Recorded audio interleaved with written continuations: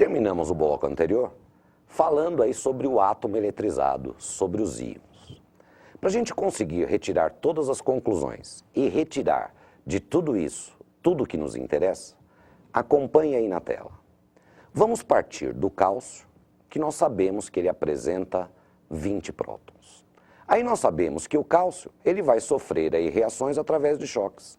E vamos supor que por conta dessas colisões, 2 elétrons do cálcio foram embora. Então olha só, inicialmente como ele tem 20 prótons, como é um átomo, significa que ele tem 20 elétrons. Agora, depois dessa colisão, ele vai perder 2 elétrons, quer dizer, o número de prótons não alterou, continua sendo 20 prótons. E nós temos aí 18 elétrons. O total de cargas positivas diferente do total de cargas negativas, então nós já temos aí um íon. Só que você observa que eu tenho 20 prótons e 18 elétrons, quer dizer, a quantidade de cargas positivas é superior à quantidade de cargas negativas. Por isso que a gente diz que esse átomo é eletrizado positivamente.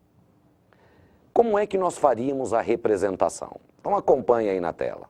Nós temos aí o símbolo, o átomo é eletrizado positivamente, portanto está aí a carga positiva. E quantas cargas positivas ele tem superiores à quantidade de negativas? 20 prótons, 18 elétrons, essa diferença dá 2. Então a gente diz que é eletrizado positivamente de 2 vezes. Mas como eu disse para vocês, o que interessa é a conclusão que a gente tira. Então acompanhando. O cálcio ficou eletrizado positivamente de 2 vezes, está certo, porque tem 2 prótons a mais que elétrons. Só que o que me interessa é o que aconteceu com os elétrons. Quer dizer, quando ele está positivo, significa que ele perdeu elétrons. E o total de elétrons perdidos é exatamente igual à carga que ele adquire. Quer dizer, se eu tenho lá o alumínio, aparece para a gente o alumínio 3+. Isso significa o quê? Carga positiva quer dizer que perdeu elétrons. 3+ quer dizer que perdeu um total de 3 elétrons. Como nós já tínhamos citado, os íons positivos nós chamamos de cátion. E cada elétron corresponde a uma ligação. Nesses 2 exemplos, o cálcio 2+, por ser positivo, cátion.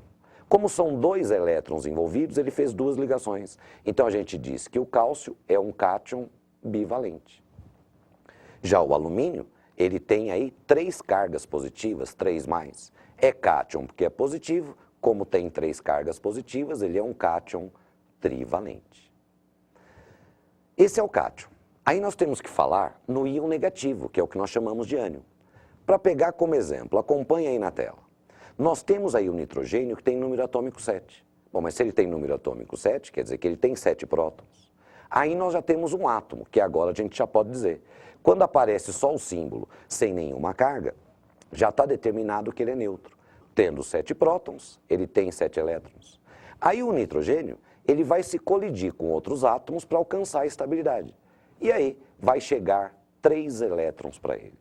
Então ele tinha 7 prótons e continua com os mesmos 7 prótons. Agora os elétrons, ele tinha 10. Chegando mais 3, ele passou a ter 10 elétrons.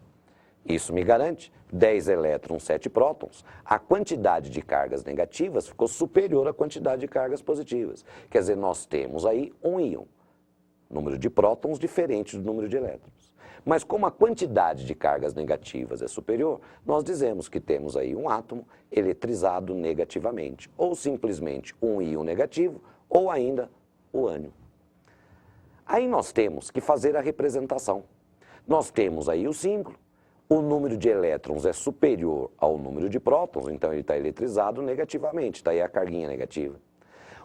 Quantos elétrons nós temos a mais do que prótons? 10 elétrons, 7 prótons, 3 elétrons a mais. Então a gente diz que ele está eletrizado negativamente de 3 vezes. Acompanhando aí essa anotação, íon negativo significa que ele tem mais elétron, perfeito. Só que o ideal é a gente guardar dessa maneira, olha. Se ele adquiriu carga negativa, significa que ele ganhou elétrons. E o total de cargas adquiridas é exatamente igual ao total de elétrons ganhos. Então, se está negativo é porque ganhou elétron. Está negativo de 3 vezes, quer dizer que ele ganhou 3 elétrons. Só para a gente continuar falando na valência. Negativo quer dizer que é ânion. Como é menos 3, quer dizer que ele fez 3 ligações, 3 valências. Então, nós dizemos que o N3-, ele é um ânion trivalente. Um outro que é importante a gente chamar a sua atenção é o oxigênio. O oxigênio, quando faz aí as suas reações, existe uma série de possibilidades, mas o mais comum é o oxigênio adquirir a carga 2-. Bom, eu já sei. Esse menos significa que o oxigênio ganhou elétrons, e esse 2 significa que ele ganhou um total de 2 elétrons, que eu poderia dizer simplesmente, o O2-, ele é um ânion bivalente. Agora você vai acompanhar na tela comigo, desde o átomo até a formação do íon, as coisas que nós não podemos esquecer. Então acompanhe aí direitinho. Nós temos um átomo e vamos transformá-los em um íon. As duas possibilidades que nós estamos estudando hoje. Se esse átomo perde elétrons, vai formar o íon positivo. Se esse átomo ganha elétrons, ele vai formar o íon negativo. O íon positivo chamamos de cátion, o íon negativo nós chamamos de ânion. E depois dessa explanação, nada melhor do que a gente testar aí os nossos conhecimentos fazendo um exercício. O acelerador de partículas é um sistema utilizado para estudos da estrutura da matéria e física nuclear. Em um experimento realizado no acelerador, foram projetadas partículas que, ao colidirem com uma placa, geraram um tipo de espécie que apresenta 30 prótons, 28 nêutrons e 29 elétrons. Pode-se afirmar que essa espécie é um item A, cátion monovalente com número de massa 59, B, ânion bivalente com número de massa 58, C, ânion monovalente com número de massa 57, D, cátion monovalente com número de massa 58 e E, cátion monovalente com número de massa igual a 57. O enunciado diz que essa espécie química formada apresenta 30 prótons, apresenta 28 nêutrons e 29 elétrons. Uma das primeiras conclusões que a gente já tira, número de prótons, 30. Número de elétrons, 29, não são iguais. E se o número de prótons não é igual ao número de elétrons, já está garantido que nós já não temos um átomo, né? Nós já temos aí um íon. Mas nós sabemos que essa espécie, quando era átomo, o número de prótons era igualzinho ao número de elétrons, a alteração aconteceu só nos elétrons.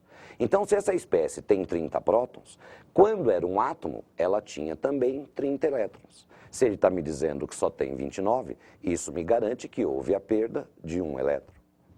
Ah, mas nós sabemos. Perdeu elétron, adquiriu carga positiva. Perdeu um elétron, ele é positivo de uma vez. Carga positiva nós chamamos de cátion. Como é um único elétron perdido, nós temos aí um cátion monovalente. Só que nas alternativas, ele vem dizendo para a gente também a respeito do número de massa desse átomo. Bom, mas o número de massa, a gente sabe que a massa está praticamente toda concentrada no núcleo desse átomo. Quando se pensa no número de massa, é o número de prótons mais o número de nêutrons. No enunciado ele diz que nós temos 30 prótons e temos 28 nêutrons. 30 prótons mais os 28 nêutrons, o número de massa é igual a 58. Portanto, a alternativa correta é a alternativa D, cátion monovalente com número de massa igual a 58. Bom, pessoal, por hoje é só. Até uma próxima e sucesso a todos.